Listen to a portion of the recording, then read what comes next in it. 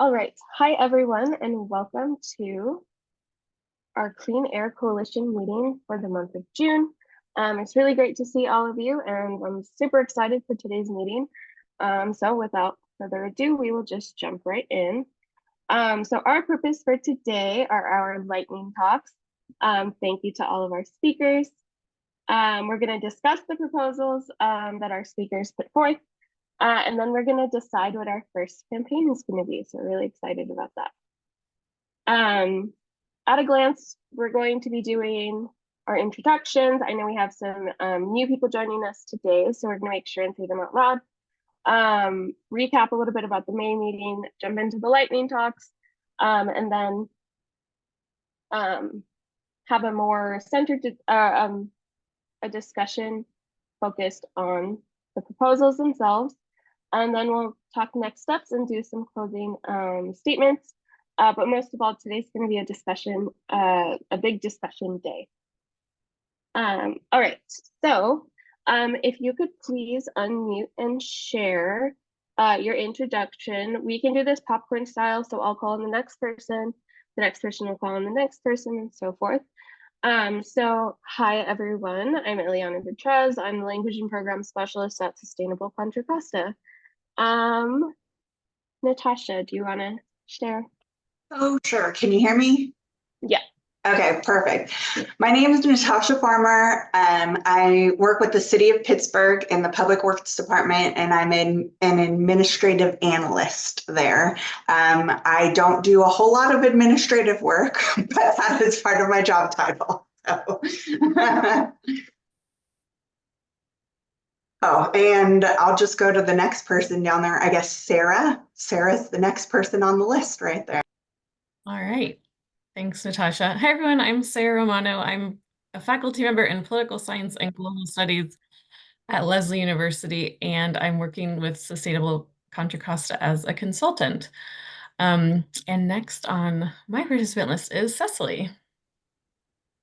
Hi, I'm Cecily Neprath, and I am the Eco Minister at Sustainable Contra Costa. I also am a consultant contract person. I do a lot of work with grants and advocating for environmental equity and justice. And I'll go to Olivia. Hi, thank you. My name is Olivia Talley. I'm the Civic Spark Fellow serving in Antioch in Environmental Resources with Julie. And I am working on the Climate Action Resilience Plan update this year. And I will pass it to Solomon is next on my list. Hi there. Can you hear me? Solomon Belletta. I'm with the East Contra Costa Community Alliance, and sorry for being late. I'm the coordinator of the Alliance, which is comprised of 22 nonprofits at the moment.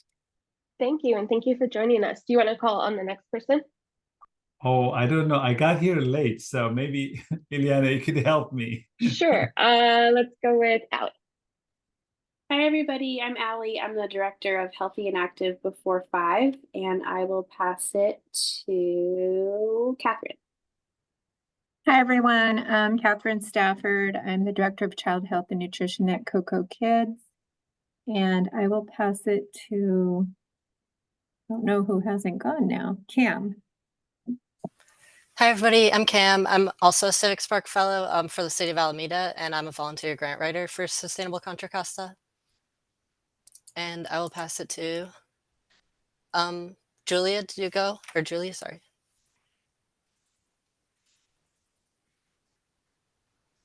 Hi, Miss Julie Hosmoidovich. I'm sorry, I'm in a food court in LA right now on my way down to San Diego. So saving video for later. With the City of Antioch, and I am the Environmental Resources Coordinator there. And I am not sure who's still hasn't gone. Catherine, have you gone? Okay, who else? Is there anybody that hasn't gone? I can't see everybody. Oh, Lauren, go for it. Hi, Lauren Weston, Executive Director of Acterra Action for a Healthy Planet. We serve the whole Bay Area, so I'm glad to be here representing our East Bay efforts, and I'll call on Monica. Hi, everyone. My name is Monica Isas. I'm the owner of Body Wellness. I do muscle and joint therapy, and I'm just interested in how I can play my part in this role. Thank you. Has everyone gone? Yes, right? Okay, cool. Thank you so much for coming today and for just being part of the coalition. Okay, so into our May meeting recap. So at our May meeting, we wanted to kind of clarify just how we're thinking about things when it comes to air quality. Our two main buckets are indoor and outdoor air quality. And then as you can see in the web, everything is connected, right? So like one thing adds to another, things build on each other. But with that in mind, everything is connected and we all have something that we can do too. So these are kind of like the main, not buckets, but like topics that we're thinking about when it comes to air quality and the different areas of, you know, just like different areas of things that affect it or are affected by it. And this brings us to our lightning talk. So today, our purpose is to learn more about local air quality problem solving and consider how we might support or further existing efforts. So we are going to hear from our awesome presenters, and they're going to tell us about the organization or the efforts their organization or agency is working on, and propose a way for the coalition to get involved. So with that, I want to welcome Natasha Farmer and Julie Haswidovich and Olivia Talley and Lauren Weston. So thank you so much for being interested in hosting the lightning talk and hosting one today. You will see in the chat right now that Sarah just sent a link that is for a collaborative notes page. Everyone has access to it. So we ask that while you're kind of listening to these, you know, just like jot down your observations, things like that. All of these proposals are going, or so let me back up a little bit. So these lightning talks are going to include the proposals of how we can get involved. So we're going to hear the background and where in the efforts, what stage of progress these efforts are in. So those proposals, those three proposals are going to form the basis for the next part of our discussion. So taking these notes will be helpful too when we reference it and things like that. Yeah, so let me see on my notes if I missed anything. Cool, okay. So we're gonna go ahead and get started on those. First up, we have Natasha. Do you want me to screen share for you? Either way, it doesn't matter. If you want to, that's fine, and I'll just tell you to go to the next slide. Okay. Sounds good. Alrighty. I'll just chime in really quickly as you're getting the slides up, Ellie. Yeah, so if, please let us know if you can't access that doc, but you can type right into it as people are presenting.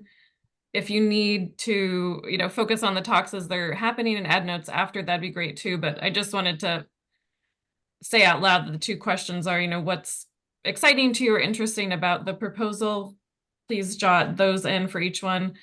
And then anything else you would like to or feel like you need to know so you can make a better assessment as to whether this would be something the coalition can jump into, if this is work that we want to do collaboratively together. So if there are little gaps, that could be questions that you jot there. So we hope people will write in here as we move along. Yes. And also we are going to have multiple rounds of lightning talks and proposals and campaigns that we all work on. So this is kind of this will be so that we can embark on our first campaign together. So, all right. Without further ado. Woohoo, that's me. That's my cue. Again, my name's Natasha Farmer. I'm with the City of Pittsburgh Public Works Department. And this this has been my child since its inception. So I'm here to talk about the Pittsburgh Urban Forest Management Program launch. We were awarded this grant at the beginning of this year. It's through the USDA Forest Service and its Inflation Reduction Act funds. And the Forest Service awarded more than $1 billion to community and faith-based organizations, tribes, cities, towns, and other partners to increase equitable access to trees and nature and all the benefits that they provide. You can go to the next slide, please. So this project, it entails a lot. So the main thing that we are doing, and the bulk of it, is a complete tree inventory with the software that comes with it. And then that software does environmental analyses, like how much carbon our trees are sequestering, how much runoff we're avoiding, how much pollution's getting filtered, things like that. So they're really cool and important and useful information. We will also be adopting a long-term urban forest master plan. I'll go into that on the next slide. And then we'll be identifying short-term and long-term forest management goals for the city. And then we will have a dedicated position to urban forestry, or be recommending that to our city council. And then we have funding for staff training dedicated for urban forestry training.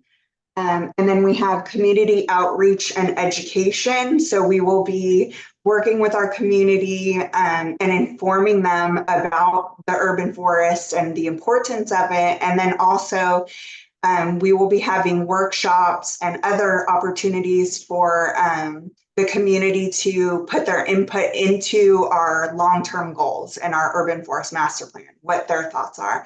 And there is a component in there that is centered on the youth too. We'll be going to the high school and getting their input on it as well. And then last, but certainly not least, and one of the most important parts, is the community tree planting events, which we've committed on this grant. We will be doing at least one every year through 2028.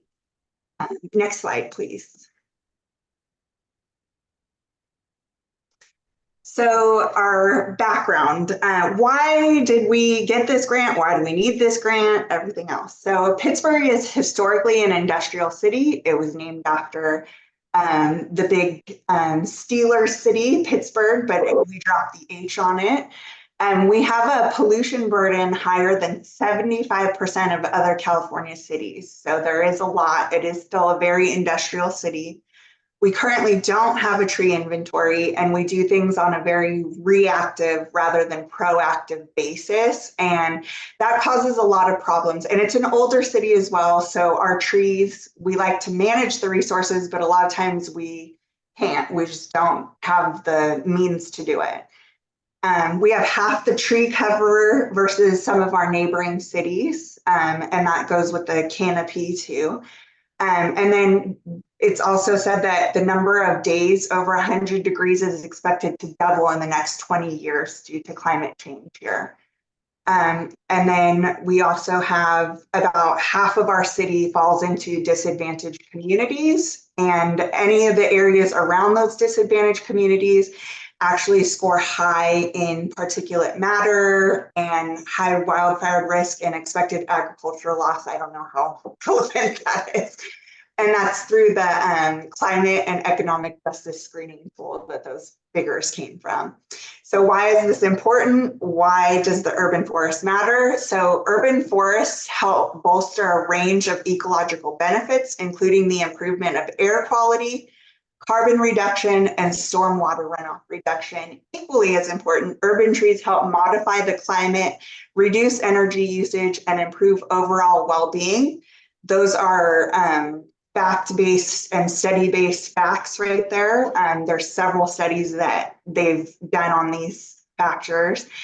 And what is an urban forest management plan? First, the urban forest is all the trees in the city on public land, private land, open space, everything. So it's everything that the city has as far as trees, and it's also the shrubs underneath they consider as the urban forest as well. So an urban forest master plan aims to act as a roadmap, providing detailed information, recommendations, and resources to effectively and proactively manage and grow a city's tree canopy. So essentially, we're trying to give the most benefits out of our trees and to keep it that way and to actually expand those benefits for everybody in the city. You can go to the next slide. And these are just the figure on the left just shows you kind of all those benefits that I mentioned previously and that we received from trees and a healthy urban forest. So you can see your property values go up, there's reduced energy costs, there's improvement to water filtration, reduced air and pollution, and increased oxygen supply, all these things.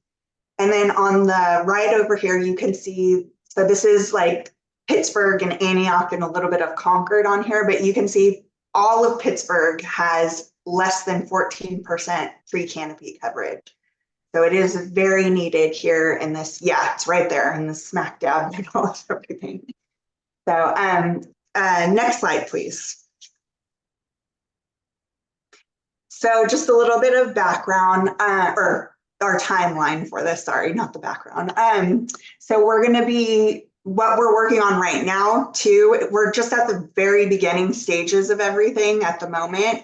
We just figured out and we just finished the RFP for our main contractor who's gonna help us with the tree inventory and the urban forest management plan. And we'll be working with Davy Resource Group to do that. And then hopefully they're projecting probably by winter we'll be done with that. And then we can collect that data and do all the analysis and assessments. We'll be adopting an urban forest master plan, and that's later on. And we'll be doing the community workshop while we're in the middle of that. So that's something else. And then we'll be identifying goals from that information. And then we have just ongoing staff training. We're going to be training some arborists within our staff here. And then of course the community outreach and tree planting, as I mentioned, we'll be planting, we're committed to 450 trees by the end of 2028.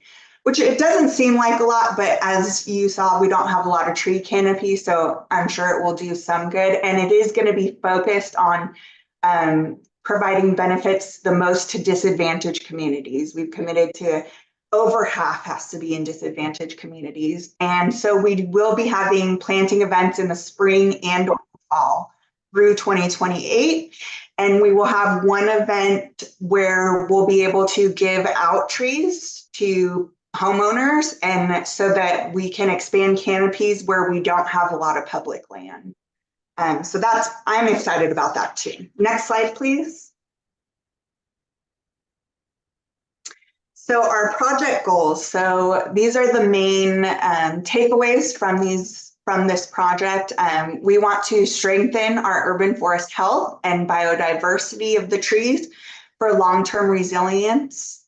That just increases all those benefits I talked about earlier. Increasing the overall tree canopy, again, that provides multiple benefits.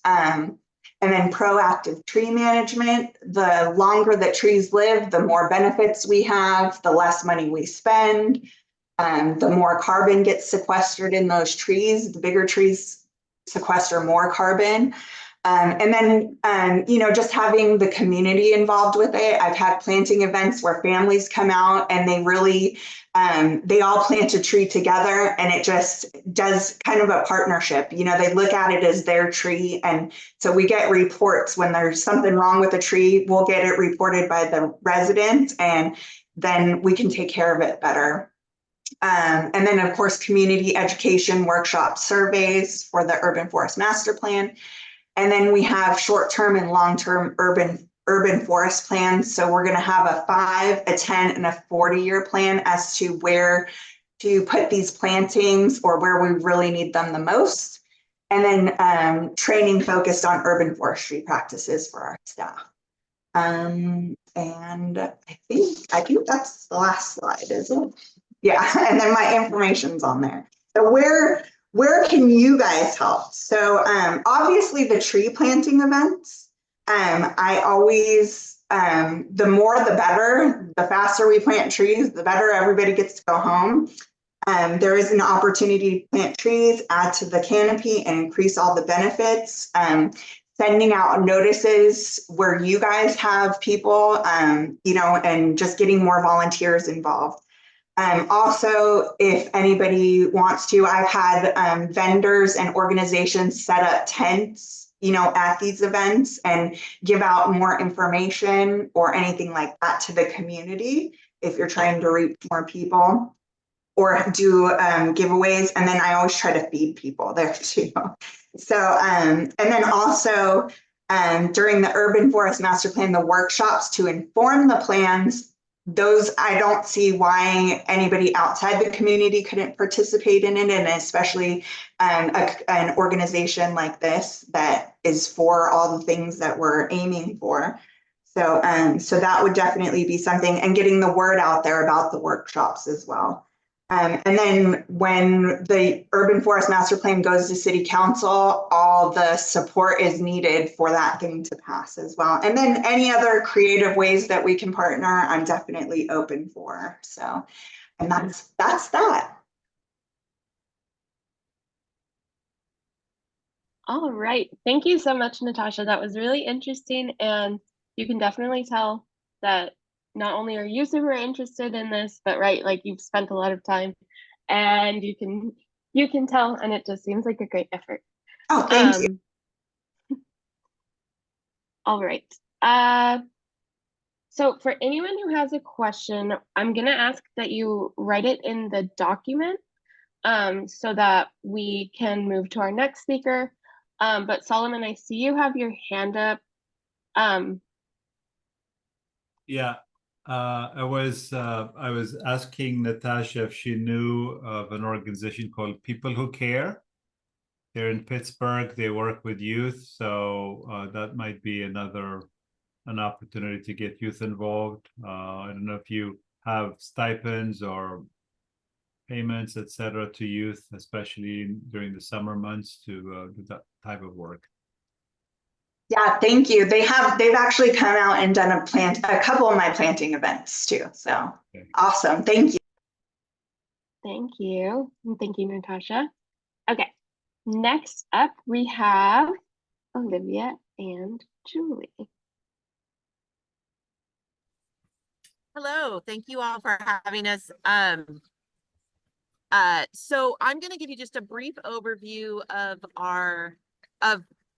how Antioch does climate action planning.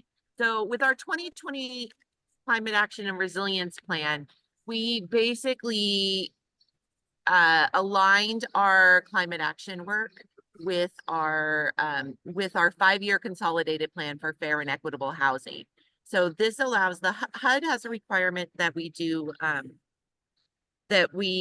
address resilience in housing programs and the community development block grant program. And so by having our CARP have our resilience, adding the R to our CAP, we put a whole bunch of different possible action items or programs in there that then potentially other community organizations or groups could apply for CDBG funding for. So while a lot of climate action planning from jurisdictions, it's very much like, this is how the city is going to do things. Our CARP is really this is how the community could do things. So it's almost like a buffet of climate action programs that then the public can choose to implement and get potentially funding from the city. Especially if it deals with workforce development, low-income housing, and like access to local government or mobility. So that's a good kind of overview. We did the 2020 CARP. You can go to the next slide, Ellie. We really had hoped that this past 5 years of funding would come up with some really great things. And I just messed up and cut off, and Ellie is, this is Olivia's slide. So go for it, Olivia. Thanks, Julie. So yeah, as Julie was saying, we're updating our climate action resilience plan this year. And one thing we really want to focus on with the pretty recent release of the Cal EnviroScreen 4.0 data is that Antioch's asthma rates are super, super high. So if you notice in this map right here, the numbers in each census tract represent the percentile of compared to statewide asthma rates that each census tract is. And then you can see the legend is the asthma-related emergency room visits per 10,000 people in that tract. So you can see that Highway 4 cuts right through the heart of Antioch, and in those census tracts that surround Highway 4, those are all in the 97th, 98th, and 99th percentile for asthma rates, except that one in the far east. But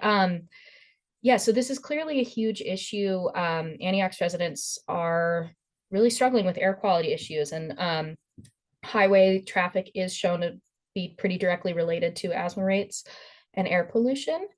So it's something we really want to focus on this update, and really focus on environmental health and how we can solve environmental health issues through climate solutions and address both issues at the same time. And you could go to the next slide, Ellie, thanks. As I started to mention before, really COVID threw us a curveball in that we had really hoped that this past 4 years would have been amazing funding into improving the energy efficiency and indoor air quality of our low income houses or units. And that didn't happen. So what did happen though is that the city is working on a zero emissions vehicle fleet policy. We have been partnering with RCF Connects to try and do a grant for electric car share. And a benefit of COVID is that we upgraded our HVAC in our 2 community centers so that they can be used for clean air centers as well. And we have really ramped up our tree plantings. I'm super excited to hear more about what Pittsburgh's doing in general, because those are some of the things we're hoping to work on. But at this point for Arbor Day, we're planting about over 50 trees a year right now in different parks with community organizations. This year we had 2 locations in the city in April that were planted, and I think we ended up with over 100 new trees. So you can go ahead and go to the next slide, Ellie.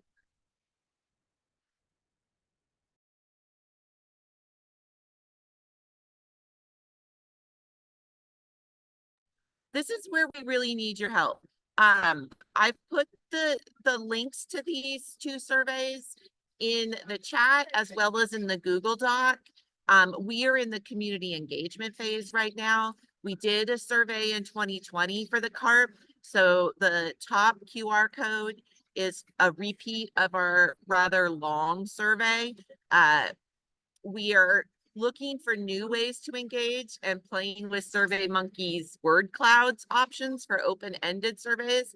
So the beta testing word clouds is something we would really love you guys to do. Send it out to anyone, help us test it out, give us feedback on any questions that you think would be better asked in this form.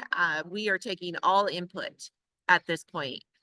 So please feel free to take a moment to do those today, now, send them to friends, send them through your organizations, and we'll go to the next slide. Thanks, Julie. Thanks, Ellie. So yeah, as Julie said, the community engagement is a huge part of this CARP update that we're doing this year.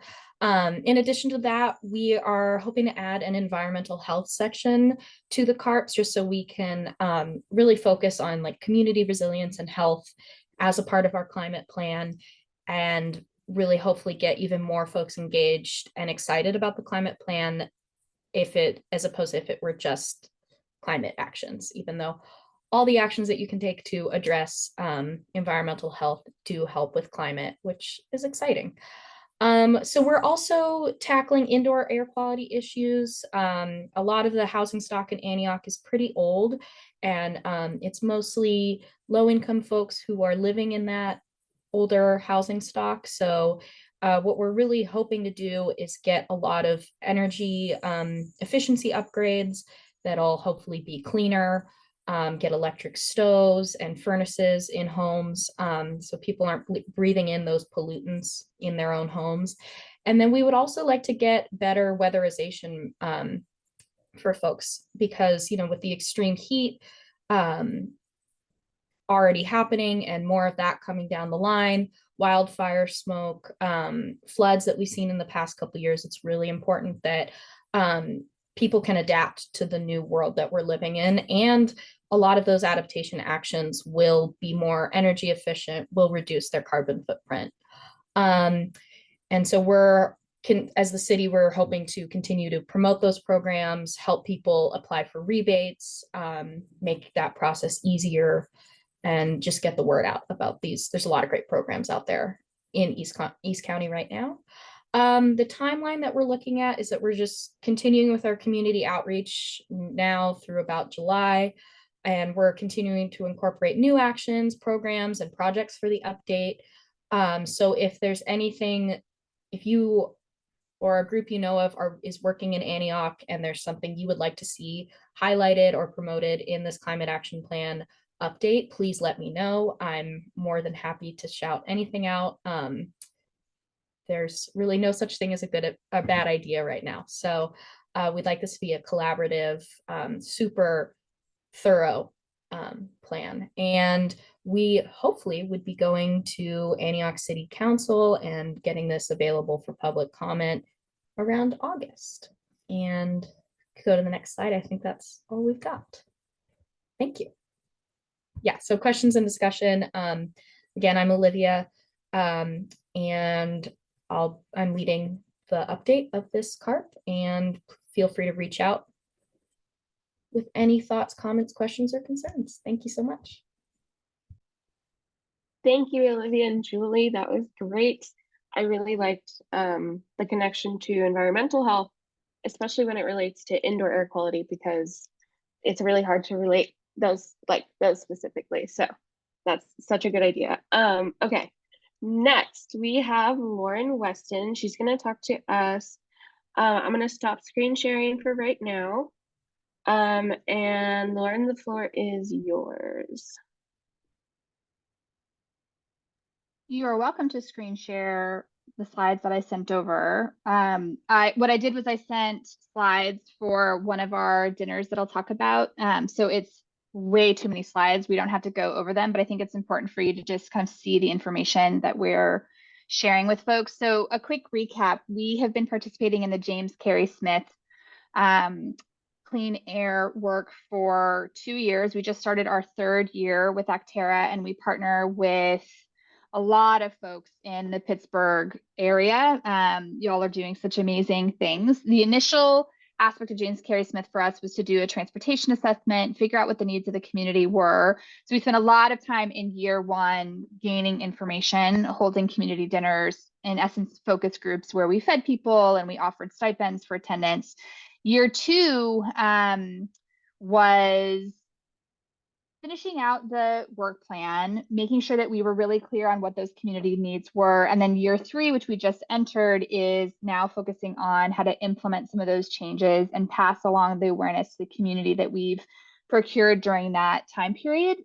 We've had numerous stakeholders come through our community dinners, which is one of the takeaways for you all here, is to know that we've got a community dinner coming up in the fall. We don't have it scheduled yet, but we would love to have you participate.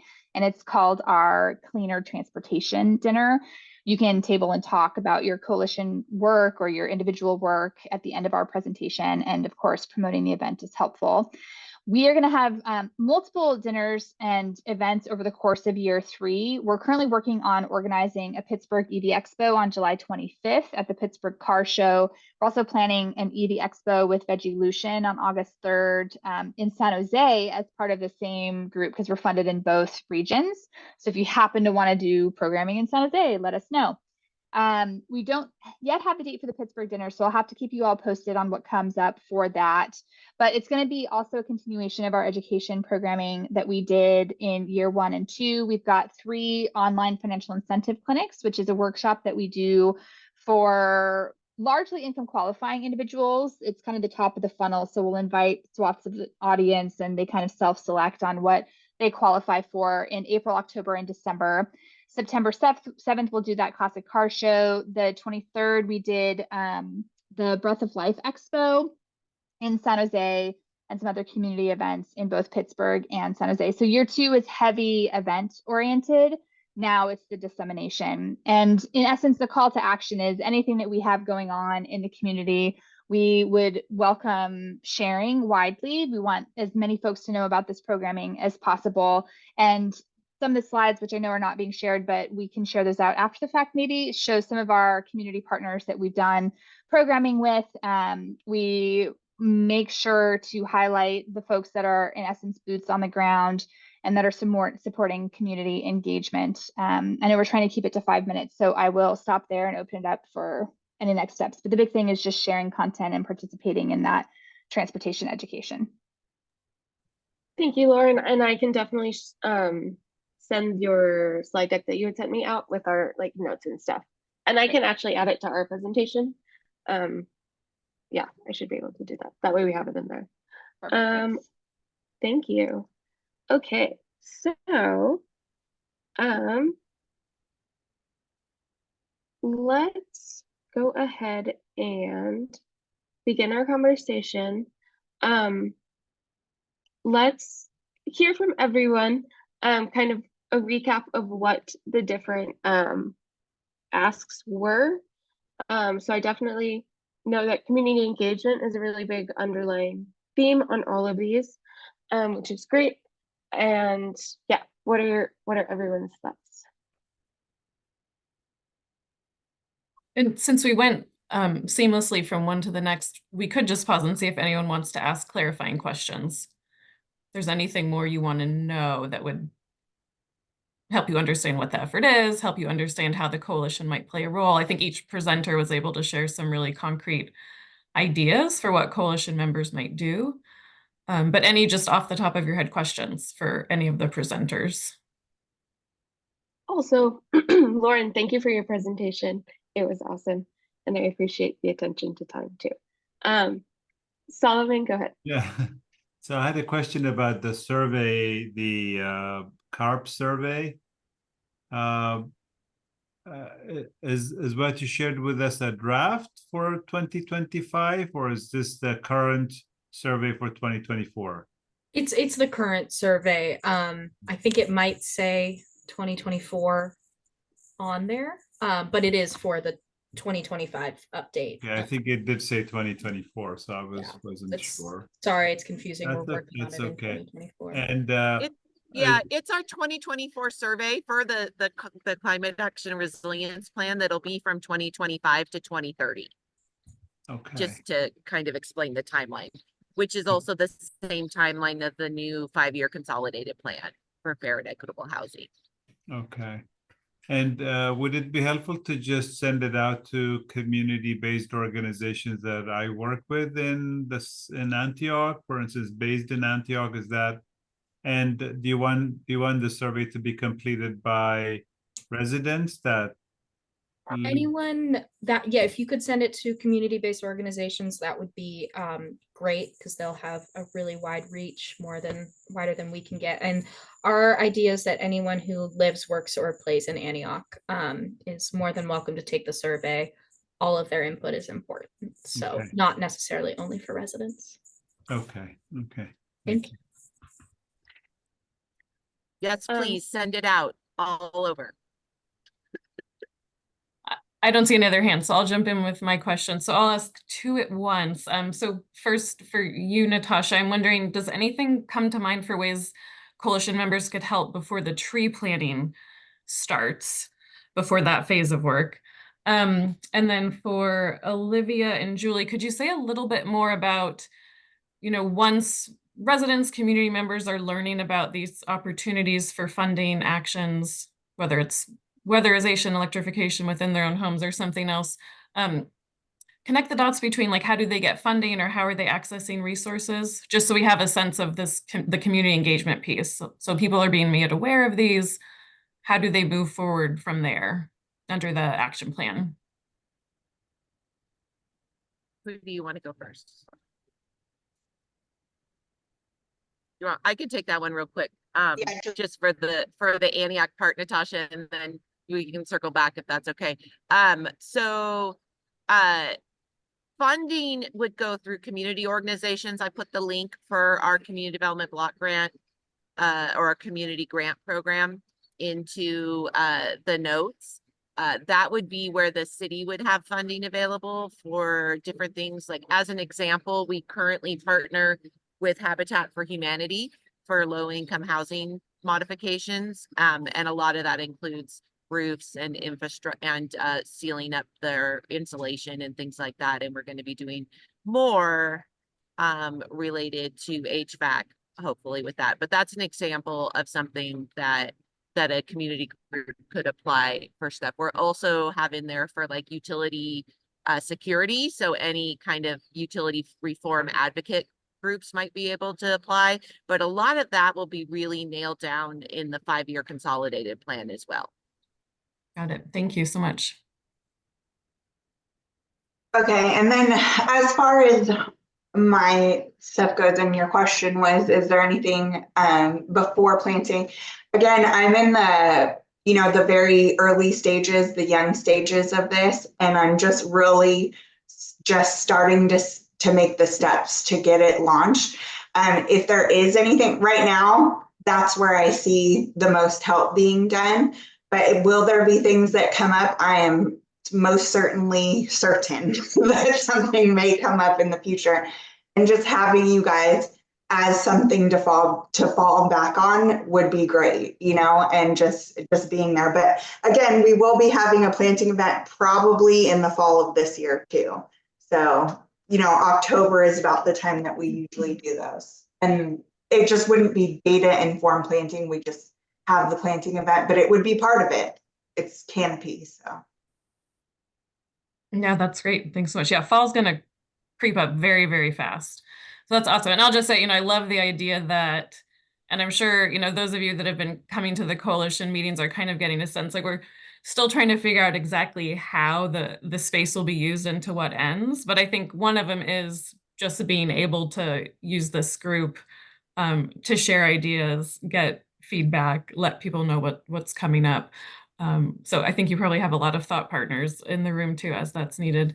Ellie, maybe I'll just sprinkle in some questions and then we can take some notes in the doc because we have about 10 minutes left. And I think our hope was that even though some talks will be continuing next meeting, that maybe we could make some decisions around, is there something that was mentioned where people can contribute to that effort just in the next few weeks or in the next couple of months? So it seems like there's some low-hanging fruit in regards to the survey and some of the community engagement efforts. And then Actera clearly has a lot of things that we could be sharing messaging around. But let me just open it up. I mean, what are people's thoughts around, ways that maybe we could commit as a group to one of these things before the next meeting? For example, if we want to help with disseminating the survey, what does this look like? Is it similar to the Cooktop program and what we did last time was sharing kind of a messaging toolkit? But I'll just open up. Everyone should feel free to jump in. I know we don't have a lot of time, but I think we just chat about this further and see what we want to do before next time. And Natasha, Solomon has a question in the chat. I think it's one that could probably be responded to there, if that seems appropriate. Yeah, Monica, go ahead. I was going to say that I agree with what you were saying with the second presentation, where it is kind of time sensitive, where they're trying to get this completed and there's a deadline that's soon. And I thought the messaging toolkit was really helpful. I'm not sure in terms of the back end how that went and like how smoothly that was, if there may be you guys would like more suggestions for things that were a little bit different, so we can kind of help smooth that part there. But in terms of the receiving end, I think the messaging toolkit was really simple, and it was really easy way to just disseminate that information. We always want to hear feedback, so yes, definitely.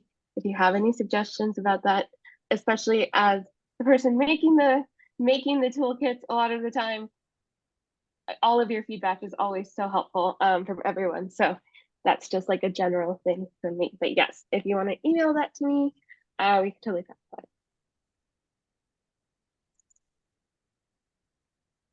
I mean, how do people feel about helping to get word out on the survey for people living, working, playing in Antioch?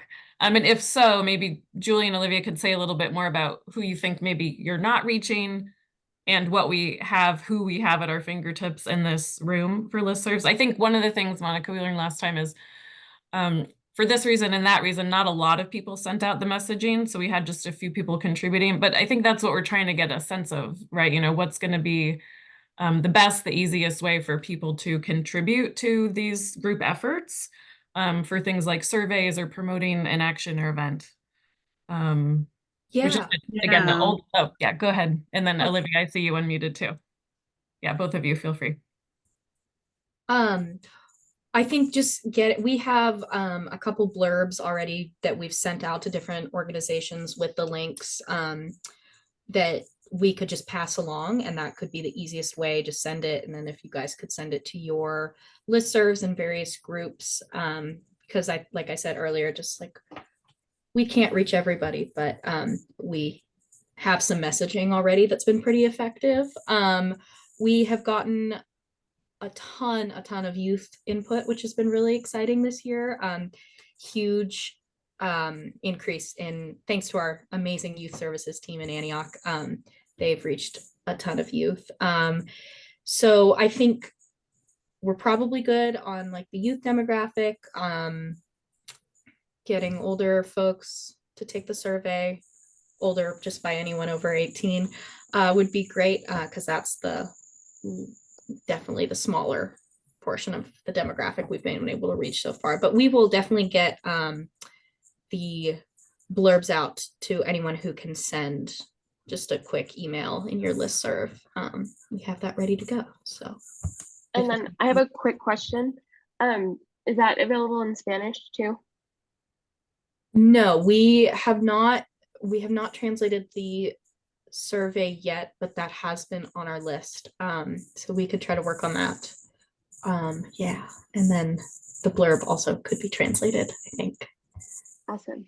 Monica, I wanted to make sure you got to add what you were wanting to say. Thanks, Ellie. I was just gonna say, like, I think in person too is really helpful. I know that Cecily had mentioned in the chat, like with kind of like the email messaging, it really isn't just a one and done. I think people's emails just get so flooded, and even if they do end up forwarding it, even like the recipients might not really just like engage as much. So like for me, I do a lot of networking events. So even having like a flyer and being able to just say, hey, like I am a part of like the East Bay Clean Air Coalition, and some of our efforts right now are doing this. That way I'm able to even kind of give them a flyer, and they're able to have that in person, and be able to share that with their community as well, I think would be really helpful. Thank you. So yeah, that sounds good. I was just gonna say, if you have that link and a description, then we could send it to childcare providers in Antioch. Lauren, is there anything time sensitive, like next 4 weeks? Not really, not yet. No, and because we don't have our date, nothing feels super urgent. Okay. If that changes though, I can email you. So just because we have 6 minutes left, if thoughts continue to float up for people, please use the Google Doc. Maybe we can paste it in one more time, Ellie, and then we can keep adding to this for the next round. I'll just say one kind of reflective comment I have, and I'm just curious how the Antioch and Pittsburgh tree plantings, just at some point, what synergies might they be? who's going first, or like what kind of learnings can there be from the other event? Will there be any kind of collaborative event? Would that even be of interest? Just there's an opportunity to kind of compare, learn, but maybe work together, do something. Yeah, there is, and we have a lot of, we share borders too, and we, it's something that I've always thought about, but I just didn't know who to get a hold of over there. Natasha, it's Derek Treya, and I'll put his email in the chat.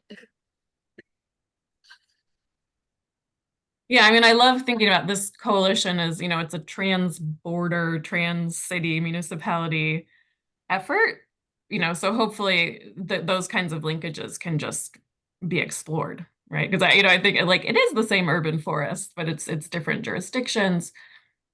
It is, and they all benefit from each other, really. There's clean air moving to the other city, or dirty air, Exactly. So exactly.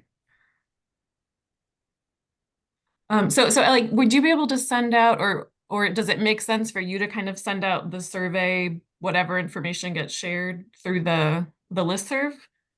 Yeah. An update of what people can send out further themselves. Yes, absolutely.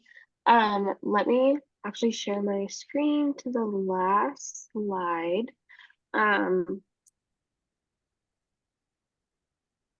Awesome. Okay. So thank you so much to Natasha, Julie, Olivia, and Lauren for talking with us today and hosting the lightning talk. Something new that we have is a form for new people to join the coalition. So if you ever like meet someone and you're like, they're interested in the coalition, we have a form that they can fill out, which is really awesome. Thank you, Cecily, to working on that. And then I can always share stuff like to the listserv, and everyone can also share stuff to the listserv if you email clean/air/coalition at sustainablecocoa.org. It'll email our whole group. So that's good too. So either way, we can share the information. Julie and Olivia, if you want to, just send that information along with maybe kind of a timeline of what you want us to share and when between now and our next meeting. I think that might be good. Sarah, do you have any other? I don't think so. I mean, I think there's a lot we could potentially talk more about, but I know that we're the clock is ticking, so I'll just leave the last 3 minutes if anyone else wants to share another idea or thought about moving forward. Or I do want to just mention one thing. So we're part of the Bay Area Clean Air Coalition, which is working with the CCAs and the Air District on the NOx emissions guidelines. And so there's a lot of call to actions there. We've met with every single CCA. We just met with Tyrone Jew from the San Francisco City Council and one of the SF Environment staff. So they're very focused on really clear NOx emissions support for clean air work. So that group's very laser focused. And I don't know if there's ways that a group like ours could support what they're doing or somehow tack on to messaging. I want to share with you a white paper that came out from SPUR that we co-authored in partnership on this subject and promoting clean air and reducing NOx emissions. So I'll send that out to the group. But just one thing I want to put out is like, how are we working in the ecosystem of other coalitions in the space? Because there are a lot of them, thankfully, but I think it's the right hand and the left hand problem, and that not everybody knows what's going on. And it would be good to make those connections if and when it felt necessary or helpful. I think that sounds great. They sound like they would be great to give a lightning talk, exactly just like chatting about this, and then ways that we can get involved. If you could do an email intro, please. Yeah. Yes. That would be awesome. Absolutely. Perfect. Yeah, I can do that. The main person that hosts is from SPUR, so I'll make that connection. Thank you. Okay. All right. I just I just think it's, we started with Pittsburgh and then we went to Antioch, but might be helpful, I think, for us as a coalition to think more on a regional kind of landscape. Because I mean, Bay Point is right next door to Pittsburgh, and I'm sure they've got similar issues. They're impacted by the corridor, the Highway 4. That affects just about every city. So I don't know. I something to think about as a coalition, that we also lift up sort of the regional sort of approach, not so much the individual cities. That's important work that needs to be done, but also on a regional basis. Yeah, I agree. That's such a good point. Thank you everyone so much for coming. If you need to hop off, go ahead. Julie, thanks for logging on from the road in going to pick up your daughter from college. We really appreciate it. Thank you, everyone. Thank you. Nice to see you all. Nice to Thanks. see you. Bye-bye. Bye. Bye. Thank you. Bye. And then Solomon, I totally agree. Oh wait, let me stop recording. I'll stay on. I And totally excuse me a agree. sec, Ellie, did you want to meet after? No, Not today? no need. Yeah, not today. Okay. Take Thank care. you. Have fun. Bye.